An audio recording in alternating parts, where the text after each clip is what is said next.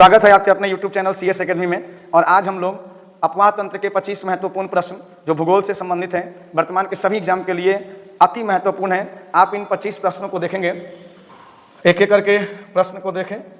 देखिए, किस राज्य में लूनी नदी बहती है? तो लूनी नदी जिस राज्य में बहती है, आपका आंसर हो जाएगा राजस्थान। राजस्थान से लूनी नदी बहती है। और कहें तो लूनी नदी राजस्थान की सबसे बड़ी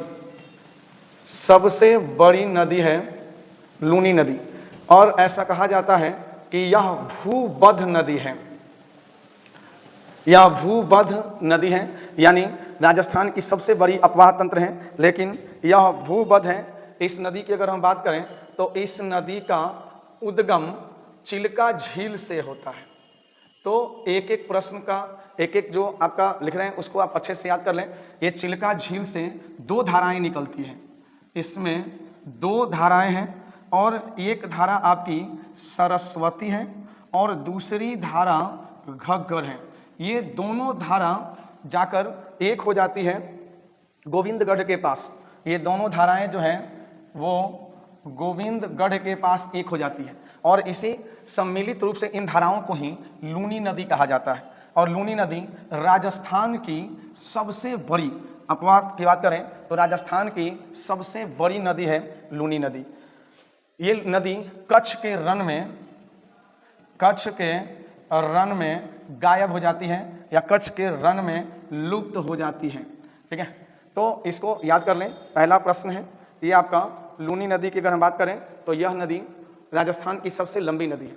ठीक है, आइए नेक्स्ट क्वेश्चन को करेंगे हम। नेक्स्ट क्वेश्चन है, निम्न में से किस नदी का प्रवाह मार्ग भारत में सबसे अधिक लंबा है? देखिए, ऐसे तो चिनाब सबसे लंबी है, चिनाब की लंबाई सतलुज से ज्यादा, लेकिन इस प्रश्न का आंसर जो हो जाएगा, भारत में सबसे लंबी जो है वह सतलज नदी है। सतलज नदी की कुल लंबाई 1500 किलोमीटर है। इसकी कुल लंबाई 1500 किलोमीटर, लेकिन भारत में इसकी लंबाई लगभग 1450 किलोमीटर है। सतलज नदी राकसताल से निकलती है, राकसताल जो कि तिब्बत में है, राकसताल से निकलती है, और यह भारत में सिंधु नदी में जाकर ये मिल जाती है। अगर हम बात करें तो सिंधु नदी में इसका मिलन होता है। ब्यास नदी जो है ये हिमाचल प्रदेश के रोहतांग दर्रे से ब्यास कुंड से निकलती है, और ये नदी भी छोटी सी ये गिर जाती है चिनाब में। चिनाब नदी की बात करें तो चिनाब नदी की लंबाई 1180 किलोमीटर है, और झेलम नदी की लंबाई, इसकी लंबाई 724 किलोमीटर है। और इन नदियों का सबसे महत्वपूर्ण इनका पौराणिक नाम, जैसे सतलज नदी को सतुद्री कहा जाता है, ब्यास नदी को बिपाशा कहा जाता है, चिनाब नदी को अस्कनी कहा जाता है, और झेलम नदी को वितस्ता कहा जाता है। तो इन नदियों को अच्छे से आप याद कर लें। ये सभी नदियां सिंधु की सहायक हैं। ये सभी की सभी नदियां सिंधु नदी की, यानी अपवाह तंत्र में सिंधु की सहायक है। सिंधु की लंबाई 2880 किलोमीटर है। और सिंधु नदी ये मानसरोवर झील से निकलती है। मानसरोवर झील से, यूँ बोलें तो कैलाश पर्वत के समीप मानसरोवर झील से निकलती है। तो ये चारों महत्वपूर्ण नदियां हैं। बाकी आप इनको लिख लें, नोट कर लें और अच्छे से याद करें, सभी एग्जाम्स के लिए अति महत्वपूर्ण है।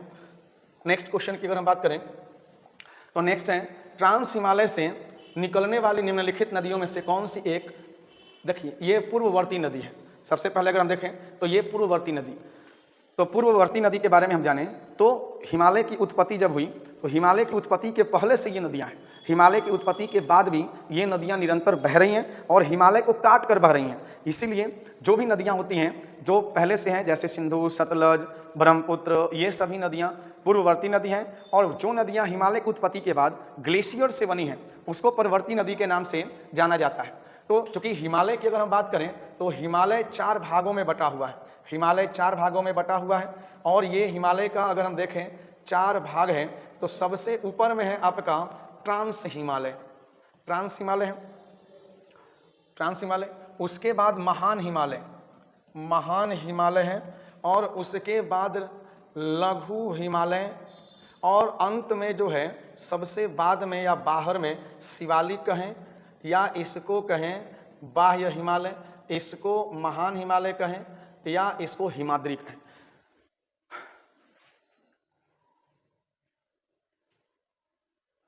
ठीक है, तो ये सभी नदियां, तो हिमालय से ये 4 भाग हैं, देख लीजिए। सबसे पहले इन 4 भागों को देख लें, और इसमें से अगर हम बात करें ट्रांस हिमालय की बात करें, तो ट्रांस हिमालय से कौन सी नदी निकलती है? तो आपका आंसर इसमें क्या हो जाएगा? आपका आंसर हो जाएगा इसमें सतलज नदी। एक मिनट, निम्नलिखित नदियों में से कौन सी एक पूर्ववर्ती नदी है? ठीक है, तो आपका आंसर क्या हो जाएगा? ये सतलज नदी जो है वो पूर्ववर्ती है। सतलज के साथ सिंधु नदी, सिंधु के साथ ब्रह्मपुत्र नदी, ये सभी की सभी नदियां पूर्ववर्ती नदियां हैं। ठीक है, घाघरा नदी की बात करें तो आप जानते हैं ये घाघरा नदी जो है ये नेपाल से निकलती है, घग्गर भी नेपाल से निकलती है। यमुना जो है ये यमुनोत्री से निकलती है, ग्लेशियर से, और गंगा की दाईं तरफ से सबसे बड़ी सहायक नदी है यमुना नदी है। ठीक है, तो आगे बढ़ें, नेक्स्ट क्वेश्चन हमारा, चिल्का झील स्थित है। देखिए, सबसे पहले तो आप देख लें चिल्का झील, तो झील से संबंधित अगर हम भारत की बात करें तो भारत का ये आपका चिल्का झील जो है ओडिशा में है। चिल्का झील ओडिशा राज्य में है, और इसको अगर हम भारत के दक्षिणी, यानी कि ये आपका प्रायद्वीपीय भारत है, 3 तरफ जल से और एक तरफ से घिरे हुए, स्थल से घिरे हुए क्षेत्र को प्रायद्वीप कहा जाता है। और इस प्रायद्वीप की बात करें तो इसके भाग हैं, जैसे ये आपका कच्छ का रण है, कच्छ का रण। उसके बाद अगर हम आएंगे तो काठियावाड़ा, ऊपर में एक आपका है काठियावाड़ा, ये वाला भाग है। उसके बाद आएंगे तो कोंकण तट है, और उसके बाद पूरा का पूरा मालाबार तट है। यहाँ पर देखें हम तो कोरोमंडल है, कोरोमंडल के बाद है उत्तरी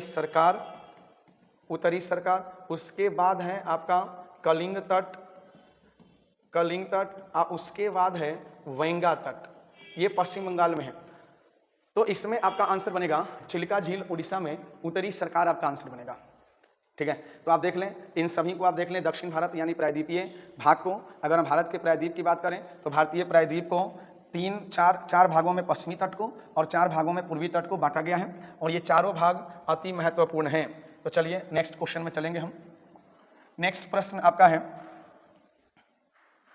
देख लें, नर्मदा तथा सोन नदियां कहां से निकलती हैं? तो नर्मदा और सोन नदियां, इन दोनों नदियों की अगर हम बात करें तो ये दोनों की दोनों नदियां अमरकंटक जो चोटी है, या यूं बोलें ये दोनों नदियां देखिए छत्तीसगढ़ में विंध्याचल पर्वत, और उस विंध्याचल पर्वत का भाग मैकाल पर्वत, ये सतपुड़ा का पर्वत, उसके बाद मैकाल पर्वत। तो यूं बोलें अमरकंटक से इनका उद्गम हुआ है। नर्मदा, ताप्ती, सोन ये सभी निकलती हैं। तो ये नदियां कहाँ से निकलती हैं? वही आपका आंसर हो जाएगा अमरकंटक। ठीक है, 3 नदियां निकलती हैं। अगर इस पहाड़ी की चोटी की बात करें तो 3 नदियां निकलती हैं। ये पर्वत है आपका मैकाल पर्वत, और इसी मैकाल पर्वत की सर्वोच्च चोटी अमरकंटक। लेकिन कभी कभी आपको इसमें विंध्याचल भी मिलेगा। ठीक है, अमरकंटक, और इसी अमरकंटक से देखिए इसके अगर हम बात करें तो इसके उत्तर से निकलती है सोन नदी, उसके दक्षिण से निकलती है महानदी, और इसके पश्चिम से निकलती है ताप्ती नदी। ये 3 नदियां मूल रूप से निकलती हैं। ठीक है, और उसी में आपकी ताप्ती और नर्मदा नदी भी निकलती है। तो आपका आंसर यहाँ पे अमरकंटक की पहाड़ी हो जाएगा। ठीक है, पंचमढ़ी भी पहाड़ी है, लेकिन आपका आंसर यहाँ पर अमरकंटक ही होगा। तो एक एक प्रश्न आपका अति महत्वपूर्ण है। भूगोल के हर एक टॉपिक से आपका MCQ आएगा, निरंतर आप करते रहें। नेक्स्ट क्वेश्चन देख लें। नेक्स्ट प्रश्न है, हिमालय पर्वत निर्माण के संदर्भ में गोमती नदी एक किस प्रकार की नदी है? तो सबसे पहले हम इस गोमती नदी की बात करें। देखिए, एक इकलौती नदी है, ये इकलौती नदी है हिमालय क्षेत्र की, जो एक मैदानी भागों से, गोमती नदी मैदानी भाग से निकलती है, यानी कि यूं बोलें तो पीलीभीत से निकलती है, और इसके किनारे लखनऊ शहर बसा है। और ये कन्नौज के समीप ये जाकर गंगा नदी में मिल जाती है। और ये नदी आपकी पूर्ववर्ती नहीं, अनुवर्ती नदी के उदाहरण में आता है, अनुवर्ती नदी के श्रेणी में आता है। और ये नदी भी आपकी बहुत ही इंपॉर्टेंट है, हालांकि अब तो गंदी नदी की श्रेणी में इसको रखा गया है, काफी ज्यादा इसमें प्रदूषण है। चलिए नेक्स्ट क्वेश्चन को देख लें।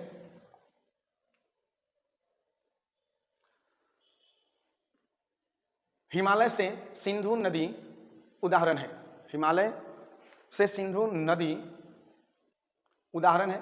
इस प्रश्न की अगर हम बात करें तो हिमालय से अगर सिंधु नदी की बात करें, थोड़ा इस क्वेश्चन को पूरा कर लें कि हिमालय से निकलने वाली नदियों में सिंधु नदी किस प्रकार की नदी का उदाहरण है। तो देखिए सिंधु नदी की अगर हम बात करें तो सिंधु नदी, हमने आपको क्या बोला कि हिमालय की उत्पत्ति से, हिमालय की उत्पत्ति के पहले, हिमालय की उत्पत्ति के पहले से ये नदी है, और जो नदी हिमालय की उत्पत्ति से पहले से है उन सभी नदियों को पूर्ववर्ती नदी कहा जाता है, और हिमालय की उत्पत्ति के बाद जो नदियां आई उन सभी नदियों को अनुवर्ती नदी कहा जाता है। कई प्रकार की नदियां हैं, अध्यारोपित नदी हैं, तो इसका आंसर हो जाएगा आपका पूर्ववर्ती नदी, क्योंकि अभी हम आपको बता चुके हैं कि सिंधु नदी हो गई, सिंधु हो गई, सतलज नदी हो गई और ये ब्रह्मपुत्र नदी हो गई। ये सभी नदियां जो हैं ये पूर्ववर्ती नदियां हैं, ठीक है। तो इसको एक एक प्रश्न अच्छे से देखें, क्वेश्चन में चलेंगे। अब देखिए 8वां प्रश्न आपका क्या बोला, क्वेश्चन नंबर 8 को देखें तो नदी जो नेपाल के मध्य सीमा बनाती है, देखिए भारत और नेपाल के बीच में सीमा, तो ऐसे हम बात करें कि भारत और नेपाल के बीच में तो सीमा स्थलीय सीमा है, लेकिन नदी भी सीमा बनाने का काम करती है, ठीक है। तो इसमें आपका आंसर देख लीजिए, डबल डबल आ गया, कोई बात नहीं, भारत और नेपाल के मध्य सीमा बनाती है, ठीक है। तो आपका आंसर आएगा इसमें काली नदी। ये काली नदी नेपाल में बहती है, ये नेपाल में बहने वाली नदी है और यह महत्वपूर्ण नदी है, और यह कुछ दूर तक भारत और नेपाल के बीच में सीमा बनाने का काम करती है, ठीक है। गंडक नदी की बात करें तो गंडक नदी यूपी और बिहार दोनों ही राज्य में बहती है और जाकर गंगा में यह मिल जाती है, गंगा में मिल जाती है। कोसी नदी की बात करें तो कोसी नदी को बिहार का शोक कहा जाता है, और तीस्ता नदी, तीस्ता नदी ये चोलामू झील सिक्किम से निकलती है, सिक्किम से निकलने वाली नदी है तीस्ता नदी, और यह तीस्ता नदी जाकर गंगा नदी में मिल जाती है, ठीक है। तो कोसी नदी ये भी नेपाल से निकलने वाली, इसका भी उद्गम नेपाल है, और ऐसा कहा जाता है कि गोसाई थान जो पर्वत चोटी है उसी गोसाई थान पर्वत चोटी से कोसी नदी निकलती है, और भागलपुर के समीप, भागलपुर में जाकर यह गंगा में मिल जाती है, ठीक है। काली नदी भारत और नेपाल के बीच में सीमा बनाती है। काली नदी जो है यह हिमालय के भी डिवाइड में, आगे हम देखेंगे।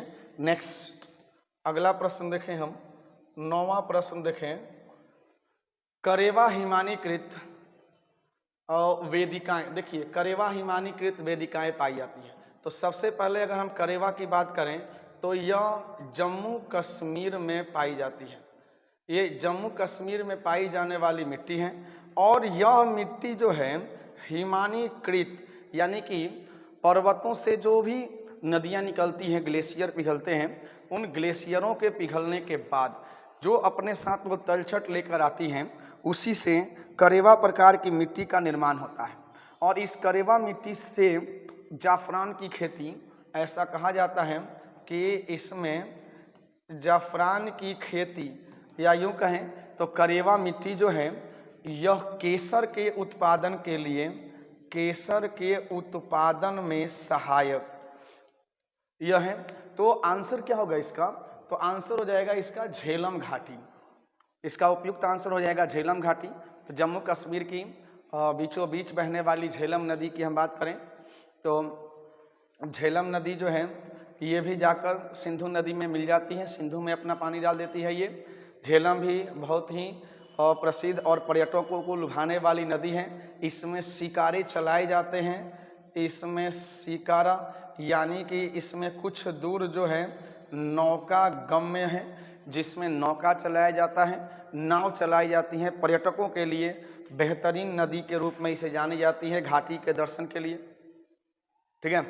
तो ये करेवा हिमानीकृत वेदिकाएं जो हैं ये जम्मू कश्मीर की प्रमुख मिट्टी है जो केवल जम्मू कश्मीर में पाई जाती है, और इसको याद कर लें। और क्योंकि भाई ये केसर या जाफरान की खेती के लिए सबसे महत्वपूर्ण मिट्टी है। नेक्स्ट क्वेश्चन देखें हम,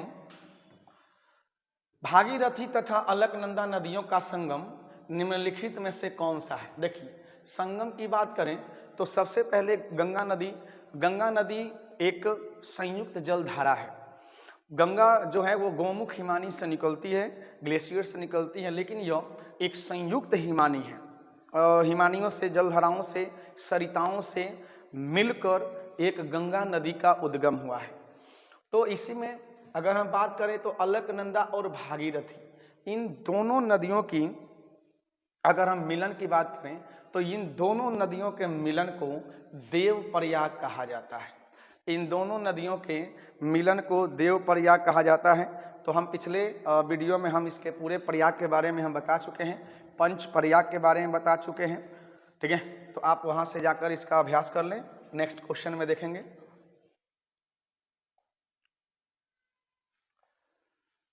निम्नलिखित में से कौन सी नदी एस्चुअरी बनाती है। देखिए, सबसे महत्वपूर्ण, ऐसे तो जितनी भी नदियां हैं, सारी नदियां जो हैं वो डेल्टा बनाती हैं लगभग, लेकिन दो नदियां ऐसी हैं, नर्मदा और ताप्ती, जो डेल्टा नहीं बनाती, एस्चुअरी बनाती है। इन नदियों में आपका आंसर हो जाएगा नर्मदा। अगर हम कृष्णा की बात करें, देखिए कृष्णा नदी की बात करें तो कृष्णा महाबलेश्वर की जो पहाड़ी है उस महाबलेश्वर से निकलती है, और ऐसा माना जाता है 1401 किलोमीटर लंबी। और इसकी सहायक नदी, तो आप प्रैक्टिस कर लें, इसकी सहायक नदी में मूसी है, भीमा है, इसकी सहायक नदी में तुंगभद्रा, इसकी अमरावती नदी इसकी सहायक नदी है। और इसकी अगर हम बात करें तो पंचगंगा इसकी सहायक है, दूध गंगा इसकी सहायक है, और बाकी हम बता ही चुके हैं, मूसी नदी इसकी सहायक है, भीमा भी इसकी सहायक है, और तुंगभद्रा नदी इसकी सहायक है। तो कृष्णा महाबलेश्वर से निकलती है और यह बंगाल की खाड़ी में गिरती है। यह नदी जो है बंगाल की खाड़ी में जाकर गिर जाती है। और देखिए, दक्षिण भारत की नदियों की अगर हम बात करें तो ये नदियां बंगाल की खाड़ी में ही गिरती हैं, बंगाल की खाड़ी में यह गिरती हैं। और इधर में है आपका अरब सागर, और इधर में है आपका हिंद महासागर, तो बंगाल की खाड़ी में। लेकिन जो नर्मदा नदी है, यह नर्मदा नदी और ताप्ती नदी, ये दो नदियां हैं जो पश्चिम की तरफ उल्टा बहती हैं, और ये भ्रंश घाटियों से होकर बहती हैं। इन नदियों की अगर हम बात करें तो भ्रंश घाटी से बहती हैं, और भ्रंश घाटी से बहती हुई अरब सागर में गिर जाती हैं। यानी कि यहाँ पर कच्छ के रण के पास यह जाकर गिरती हैं, खंभात की खाड़ी में गिरने वाली नदी है। और यही कारण है कि इन भ्रंश घाटियों को काट कर जाती हैं, जिसके कारण यह डेल्टा नहीं एस्चुअरी का निर्माण करती है। तो आप याद कर लें कि भाई नर्मदा और ताप्ती नदी, ये दोनों नदी डेल्टा नहीं बनाती हैं, ये दोनों नदी एस्चुअरी बनाती हैं। चलिए नेक्स्ट,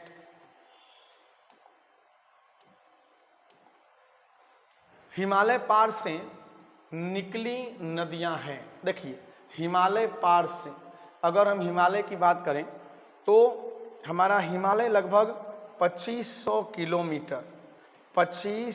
किलोमीटर विस्तार है हिमालय का।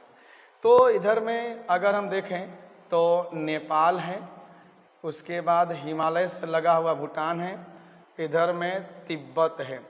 तो ये वो तीन नदियां हैं, ब्रह्मपुत्र, सतलज और सिंधु, ये नदियां हिमालय पार से निकली हैं। इन नदियों का उद्गम भारत में नहीं है, इन नदियों का उद्गम तिब्बत यानी कि कैलाश पर्वत कैलाश पर्वत के समीप, कैलाश पर्वत के समीप मानसरोवर, मानसरोवर झील। हाँ, यूं बोलें तो इस ब्रह्मपुत्र नदी का उद्गम तो माना जाता है चेमायांगडुंग, चेमायांगडुंग ग्लेशियर से यह नदी निकलती है। सतलज नदी जो है ये आपके वहीं पर राकस ताल है, उस राकस ताल से निकलती है। और सिंधु नदी जो है वह मानसरोवर झील से निकलती है। इन तीनों नदियों में अगर हम बात करें तो सतलज की लंबाई 1500 किलोमीटर, सतलज की लंबाई 1500 किलोमीटर, ब्रह्मपुत्र की लंबाई 2901 किलोमीटर, गंगा की लंबाई लगभग 2510 किलोमीटर, गंगा की लंबाई, ठीक है। सिंधु की लंबाई अगर हम बात करें तो 2880 किलोमीटर, ठीक है। और सिंधु नदी जो है इसका उद्गम होता है और ये जम्मू कश्मीर होते हुए ये लेह लद्दाख, जम्मू कश्मीर में नहीं आती है नदी, लेह लद्दाख होते हुए पाकिस्तान में चली जाती हैं। चिल्लास नामक स्थान पर पाकिस्तान में मिलती हैं और भारत में यह दमचौक के पास भारत में प्रवेश करती है। तो आप इन नदियों से जो महत्वपूर्ण प्रश्न हैं उन सभी प्रश्नों को अच्छे से देखें और ये बड़े महत्वपूर्ण प्रश्न हैं, इन प्रश्नों को याद कर लें, कॉपी पे लिख लें। काली तथा तीस्ता नदियों के बीच, देखिए काली तथा तीस्ता नदियों के बीच कौन सा हिमालयी भाग पड़ता है? तो सबसे पहले तो आप जान लें कि प्रादेशिक रूप से, देखिए प्रादेशिक रूप से हिमालय का अगर हम विभाजन करें, हिमालय का अगर विभाजन करें प्रादेशिक रूप से तो हिमालय को मुख्यतः 4 भागों में बांटा गया। सबसे पहले यहाँ से बहने वाली जो नदी है, यहाँ से बहने वाली नदी है, ये नदी है आपकी सिंधु नदी, ये नदी है सिंधु नदी। और यह सिंधु नदी से लेकर यहाँ पर जो बहती है उसको बोलते हैं सतलुज नदी। तो सिंधु से सतलज, सतलज से यहाँ बहती है आपकी काली नदी और काली नदी के बाद ये बहती है तीस्ता नदी और तीस्ता नदी के बाद सबसे लास्ट में प्रवेश करती हैं ब्रह्मपुत्र नदी। तो देखिए ये आपका पंजाब हिमालय, ये भाग कहलाता है पंजाब हिमालय या कश्मीर हिमालय के नाम से जाना जाता है। इस भाग को कुमाऊं हिमालय के नाम से जाना जाता है। ये जो काली नदी और तीस्ता नदी है इसके बीच आता है आपका नेपाल हिमालय और तीस्ता नदी और ब्रह्मपुत्र नदी के बीच में आता है असम हिमालय का क्षेत्र, असम हिमालय आपका आता है। तो ये महत्वपूर्ण प्रादेशिक विभाजन है। तो लगभग कहा जाता है कि इसकी लंबाई 320 किलोमीटर है, इसकी लंबाई 760 किलोमीटर है, इसकी लंबाई 800 किलोमीटर है और इसकी ये 560 किलोमीटर है, सॉरी, और ये आपका 760 किलोमीटर। तो आप खुद डिसाइड कर लें कि अगर हम हिमालय का डिवाइड करें, अगर प्रादेशिक रूप से अगर हम इसको बांटें तो हमारा क्या आंसर बनेगा? काली और तीस्ता नदी। देखिए काली और तीस्ता नदी के बीच में कौन सा हिमालय है बच्चों, बताओ? तो इसमें आपका नेपाल हिमालय आंसर बनेगा। तो ये प्रादेशिक विभाजन जो है, इस प्रादेशिक विभाजन को अच्छे से देख लें, एक बार स्क्रीनशॉट भी ले सकते हैं। चलिए नेक्स्ट क्वेश्चन देखें। निम्न में से किस भारतीय राज्य में से चिनाब नदी गुजरती है? तो पहले ही हम आपको बता चुके हैं कि सिंधु की सहायक नदियों में चिनाब नदी भी बड़ी नदी है, लेकिन यह पाकिस्तान में ज़्यादा बहती है, इसीलिए इसको भारत में सबसे लंबी नहीं बोलेंगे। अगर पूछेगा कि सिंधु की सबसे लंबी सहायक भारत में कौन सी है तो सतलज है। अगर सिंधु की सबसे बड़ी सहायक पूछे तो वह चिनाब नदी है। तो चिनाब नदी, झेलम नदी, ब्यास नदी, सतलज नदी, रावी नदी, ये सारी नदियां जो हैं ये सिंधु की ही सहायक हैं। लेकिन अब राज्य पूछेगा, भाई राज्य एक ही होगा, कौन से राज्य से होकर बहेगी यह चिनाब नदी? तो पंजाब में, पंजाब को क्या कहा जाता है? 5 नदियों का पंच प्रयाग इसी को, मतलब सॉरी पंच नदमुख इसको कहा जाता है। लेकिन ये सारी नदियां जो हैं वो कहाँ बहती हैं? इसमें अगर चिनाब नदी की बात करें स्पेशली तो आपका आंसर बनेगा जम्मू कश्मीर। पंजाब सतलुज हो जाएगा, ब्यास उत्तर प्रदेश बिल्कुल भी नहीं होगा, क्योंकि उत्तर प्रदेश तो उसमें आता ही नहीं, और राजस्थान भी बिल्कुल नहीं होगा। ठीक है, तो आइए नेक्स्ट। पूरा खा जा, तू ही खा जा, हम कौन है तो खा, तो सब खा जा, ले आवा है नहीं यार, 12 एक पीस मैंने के पूरा उठावा तक ही नहीं, नमक मर चले आवा, पूरा उठावा तक ही नहीं बताओ।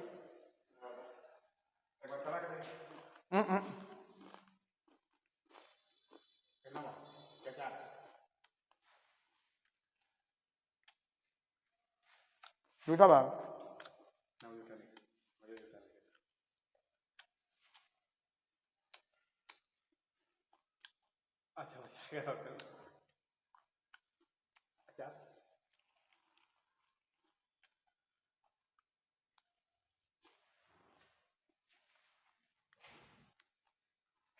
बड़ा मेहनत बा।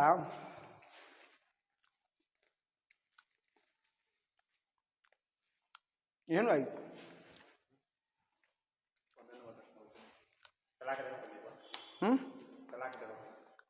ना, आवाज दिखाओ तो हमें।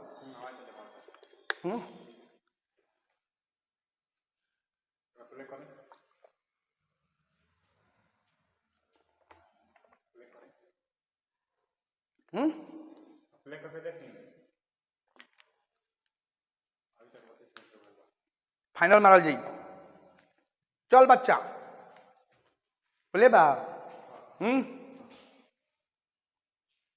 चलिए चलें, आइए 15 नंबर प्रश्न है, हिमालय इन नदियों की प्रमुख विशेषता क्या है? देखिए नदियां 2 प्रकार की होती हैं। अगर नदियों की अगर हम बात करें तो ये सभी नदियों की बात करें तो नदियां मूल रूप से 2 प्रकार की होती हैं। एक होती है 12मासी नदी और एक होती है बरसाती नदी। तो जितनी भी हिमालय तंत्र की नदियां हैं ये 12मासी हैं, और जितने भी आपके प्राय द्वीपीय नदी हैं ये सभी की सभी बरसाती नदी की श्रेणी में आती हैं। अब आप सबसे पहले तो ऑप्शन को डिसाइड कर लें, उनमें गाद निक्षेप अधिक होता है। देखिए तो गाद निक्षेप अधिक होता है ये अलग बात है, ठीक है, उनमें पानी लगातार बहता है, ये मूल बात है। आंसर क्या हो जाएगा? बी, क्योंकि पानी जो है निरंतर बहता है और नदियों का तो काम ही है निक्षेप इकट्ठा करना, अवक्षेप करना, उसका अवसाद को एक साथ करना। लेकिन अगर ये अलग करता है कोई बात, वो है कि इसमें पानी लगातार बहता है, क्योंकि इसको पानी ग्लेशियर से मिलता है, और जिस नदी को ग्लेशियर से पानी मिलता है वो हिमालयी तंत्र की नदियां हैं। प्रायद्वीपीय नदियां जो हैं ये पूरी तरह से बरसात पर निर्भर हैं। नेक्स्ट क्वेश्चन हम देखें, निम्नलिखित में से कौन सी नदी अरब सागर में गिरती है? देखिए अगर हम नदियों की अगर हम गिरने की बात करें तो अरब सागर, इस गोदावरी की बात करें तो यह गोदावरी गिरती है बंगाल की खाड़ी में, ठीक है। महानदी की बात करें तो ये भी गिरती है बंगाल की खाड़ी में। कृष्णा की बात करें तो ये भी गिरती है बंगाल की खाड़ी में। माही नदी की बात करें तो चाहे माही हो गई, लूनी की तो कोई बात ही नहीं है, नर्मदा हो गई, ठीक है, और ताप्ती हो गई। ये तीनों नदियां जो हैं ये तीनों नदियां अरब सागर में गिरती हैं। ये तीनों की तीनों नदियां अरब सागर में गिरती हैं। गोदावरी नदी की अगर हम बात करें तो गोदावरी नदी हम आपको पहले ही बता चुके हैं, ठीक है, ये नासिक से निकलती है, त्र्यंबकेश्वर पहाड़ी से। महानदी की हम बता चुके हैं कि महानदी जो है यह मैकाल पर्वत की चोटी अमरकंटक के दक्षिण से निकलती है, इस नदी को ओडिशा का शोक कहा जाता है, ओडिशा का शोक कहा जाता है। और इस पर सबसे लंबा बांध बना है, इस पर सबसे लंबा बांध बना है हीराकुंड बांध। इस पर लगभग माना जाता है 4000 मीटर। ये जो सबसे लंबा बांध है वो हीराकुंड बांध इसी नदी पर बना है, महानदी पर। माही नदी की अगर हम बात करें तो माही नदी ये विंध्याचल पर्वत से निकलती है। माही नदी विंध्याचल पर्वत के समीप एक झील है और उसी झील से निकलती है, हाँ, मध्य प्रदेश के धार जिला से निकलती है। मध्य प्रदेश, राजस्थान और गुजरात, देख लीजिए, एमपी, राजस्थान और गुजरात से बहती है। ये इसका क्या है, इतने राज्यों में इस माही नदी का अपवाह है। इस माही नदी की अगर हम बात करें, निकलती है, और माही नदी विंध्याचल पर्वत से मध्य प्रदेश से निकलती है ना। तो इसको अगर हम बात करें तो इसको कर्क रेखा, इसको कर्क रेखा 2 बार काटती है, इसको कर्क रेखा 2 बार काटती है। तो ये बहुत ही महत्वपूर्ण नदी है माही नदी भी, ठीक है। कृष्णा की बात हो चुकी है, महाबलेश्वर से निकलती है कृष्णा नदी। चलिए तो इसका देख लें, आगे बढ़ा जाए। नेक्स्ट अगला प्रश्न है, प्रायद्वीपीय, देखिए, प्रायद्वीपीय भारत की कौन सी नदी पूर्व की ओर बहती है?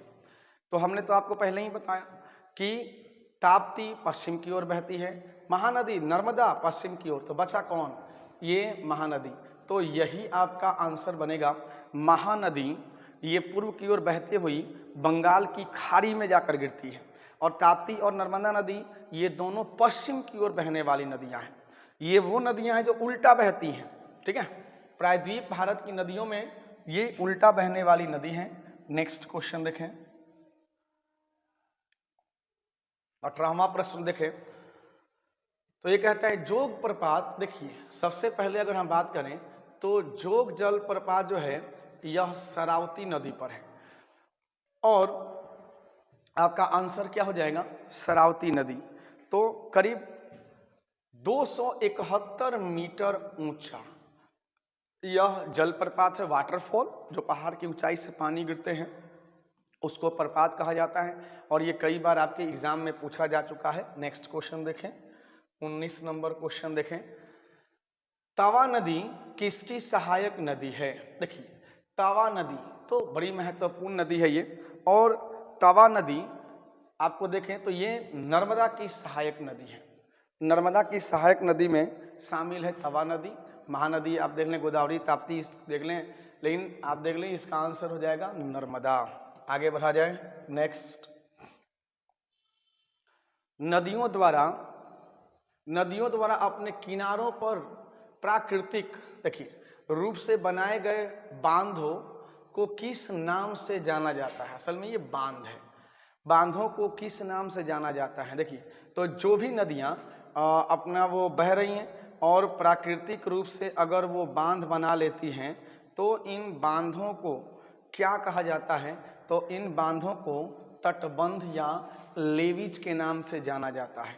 अवरोध नहीं होगा, अवरोध तो मार्ग रोकना है, ठीक है। जैसे बिहार की नदी है, बिहार की कोसी नदी, मार्ग अवरोध होता है तो भटकती नदियाँ और बाढ़ लेकर आती हैं। बैराज आपका बांध होता है, छोटा डैम होता है जिससे पानी छोड़े जाते हैं, ठीक है। और इसी प्रकार से नदी अपने किनारे पर वेदिकाएं बनाती हैं, ठीक है, मिट्टी को इकट्ठा करके वेदिकाएं बनाती हैं। लेकिन ये जो लंबे लंबे जो अपने साथ किनारे किनारे जो बांध बनाती है उसको लेवीज या तटबंध के नाम से जाना जाता है। नेक्स्ट क्वेश्चन देखें, 21वां प्रश्न देखें।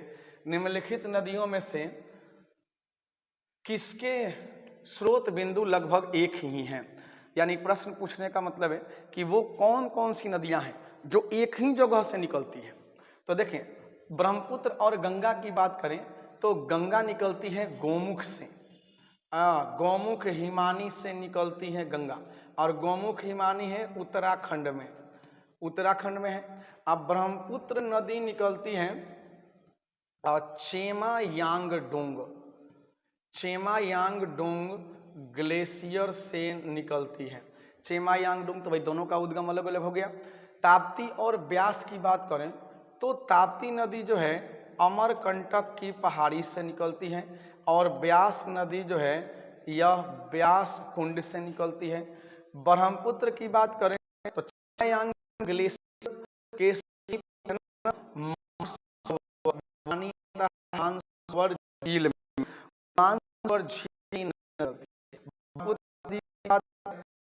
भाई मानसरोवर झील आप हो जाइए मानसरोवर नंबर गंगा हम पहले चुके हैं।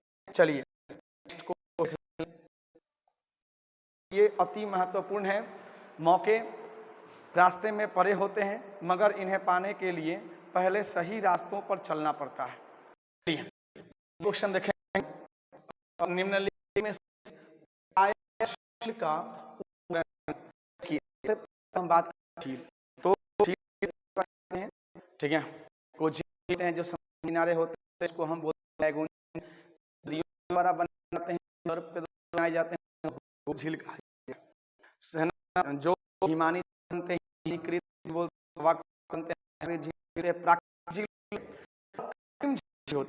लेकिन भाई झील कौन सा है, तो सबसे पहले हम आंसर हो जाएगा इंडवाना।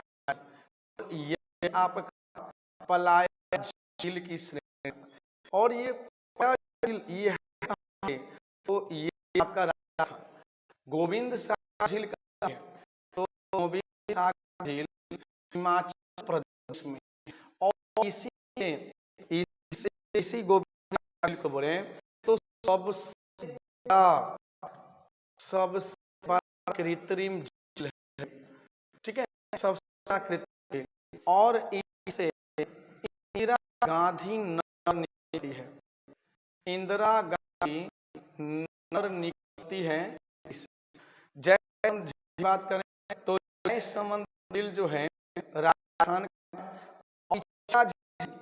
ये झील भी राजस्थान, तो जय समंदर स्थान राजस्थान सांभर झील राजस्थान, तो राजस्थान का एक और झील है राजस्थान का ये सांभर झील, ये सर्वाधिक लवणता वाला झील है, सर्वाधिक लवणता वाला यह झील जो राजस्थान में है। नेक्स्ट प्रश्न में क्वेश्चन 3 देख लो, ये दामोदर सबसे करें दामोदर नदी की बात करें तो यह नदी जो है ना छोटा नागपुर पठार से निकलती है। दामोदर छोटा नागपुर यानी झारखंड रांची के बगल से निकलती है। और जो बात तो गोंडवाना क्रम में कोयला पाया जाता है, कोयला पाया जाता है। अगर हम कोयला तो भारत में कोयला झारखंड, इसके बाद छत्तीसगढ़ और पश्चिम बंगाल, इन जगह से तो कह रहा है कि पाई जाती है, हो जाएगा पाती है, आंसर बनेगा। तो दामोदर नदी क्या कहते हैं, दामोदर नदी को कहते हैं पश्चिम बंगाल, पश्चिम का शुक कहा जाता है। दामोदर पश्चिम बंगाल का हम देखें तो बिहार का शुक कहा जाता है, कोसी को कहा जाता है दामोदर। इसके बाद उड़ीसा का शुक कहा जाता है, महानदी को कहा जाता है, ठीक है। इसके बाद हम बात करें तो का शुक ब्रह्मपुत्र नदी को कहा जाता है। तो चार स्ट्रोक से ज्यादा, जो और ये बार लेकर आए हैं, इसीलिए को का श्रेणी दिया गया है। ठीक है, तो नदियों का आकार, पादाकार, आयताकार, ये शेप हो। चलिए आ जाए नेक्स्ट प्रश्न। अगर हम बात करें तो ब्रह्मपुत्र तिब्बत में किस नाम से जानी जाती है? सबसे पहले हम ब्रह्मपुत्र नदी की बात करें तो ब्रह्मपुत्र नदी और ब्रह्मपुत्र नदी भारत में, इस पर से अगर हम बात करें तो यात्रा जो है ये तिब्बत में होती है और उससे बाद की ओर बहना शुरू होती है। तो कुछ अरुणाचल प्रदेश में होती है, उसके बाद इसका नाम सांगो है, सांगो नाम, और अरुणाचल प्रदेश दिहाग के नाम से, और असम में जब आता है तो ब्रह्मपुत्र नदी के नाम से जाना जाता है। तो भाई आंसर को तीन। ठीक है, नेक्स्ट बात करें और लास्ट, निम्न में कौन सी पॉइंट से संबंधित नहीं है? तो हम शुरुआत में यहाँ कि पंजाब जो है, पंजाब में पंजाब है, इसमें इसमें इसमें सतलज है, और इसमें चिनाब नहीं देती और सिंधु। तो ये इस पॉइंट होती है वो पंजाब है। क्या आंसर जाएगा? चंबल नहीं है। चंबल भाई, चंबल जो है दाना पाओ पहाड़ी से निकलती है, यानी हम बात करें जाना पाओ पहाड़ी से निकलती है। जमुना से अगर बात करें तो यह की बड़ी सहायक चंबल, और इसका मिलन जो है ये यमुना में कहाँ मिलता है? तो इटावा के समय चंबल जाकर जमुना में आती है। तो अगर इसकी सहायक नदी करें तो सहायक नदियों में पांच नदी हैं। इस सहायक नदी काली सिंध है, इस सहायक नदी में है, इसकी सहायक नदियों में एक पार्वती नदी है। ठीक है, तो चार प्रमुख की नदियां हैं। ठीक है, इस पर ना डैम बनाया है, बन गए हैं। तीनों याद रखना, उस समय राणा सागर बांध है। ठीक है, उसके बाद राणा, उसके बाद हम बात करें तो गांधी सागर, और एक का जवाहर सागर। तो में पूछा सागर जवाहर सागर ये परियोजनाएं पर सभी परियोजना सतलज चंबल नदी